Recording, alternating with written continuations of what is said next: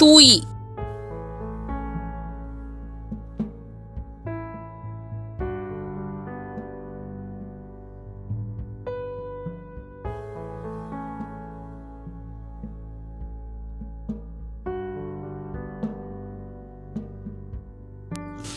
चीकू को अपने घर के आसपास रहने वाले पक्षियों को देखना बहुत भाता था। उसके घर के आसपास गौरैया, कौवे, कबूतर, फाख्ता, तोता, मैना रहा करते थे।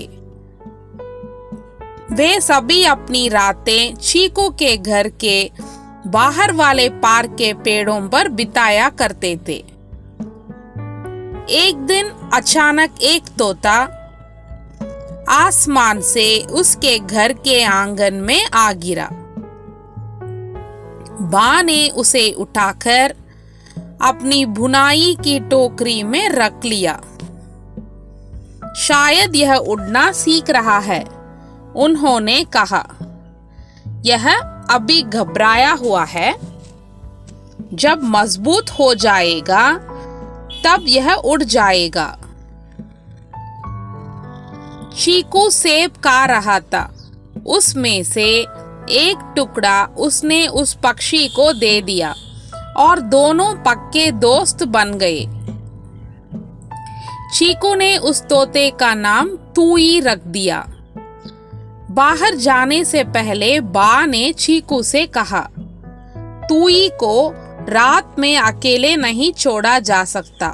मैं उसके लिए एक पिंजरे का इंतजाम करती हूँ।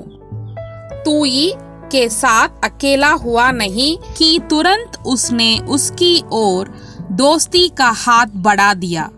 तुई भी झट से उछलकर उसके कंधे पर आ बैठा। चीकू खुश था और जब बा वापस लौटी तो वे चीकू के नए दोस्त को देखकर बहुत खुश हुई। दिन में तुई बा और चीकू के साथ रहता, लेकिन रात अपने पिंजरे में गुजारता। तुई उस घर में आजाद पक्षी की तरह रहता।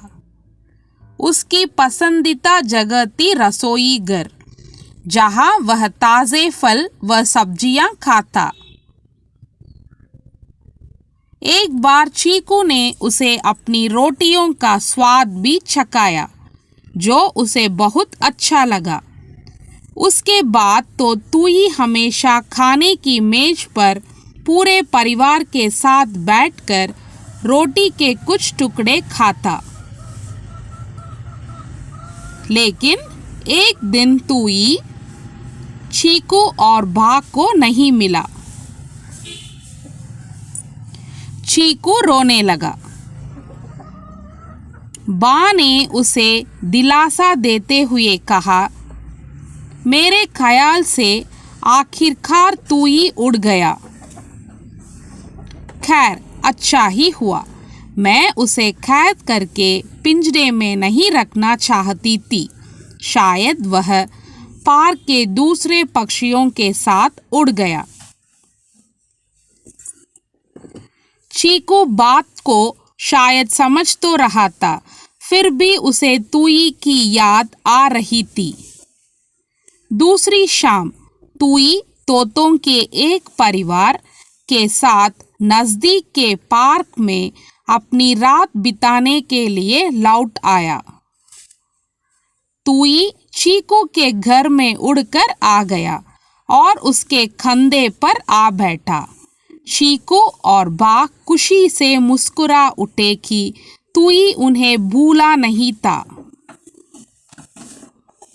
उसके बाद तुई हर सुबह चीकू के घर आने लगा।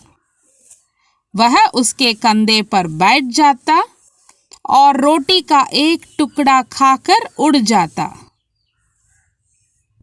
वास्तव में बा ने बड़ी समझदारी से चीकू को बताया, पक्षी और आदमी अच्छे दोस्त बन सकते हैं यदि वे दुनिया में एक साथ शांति से रहना सीख जाएं।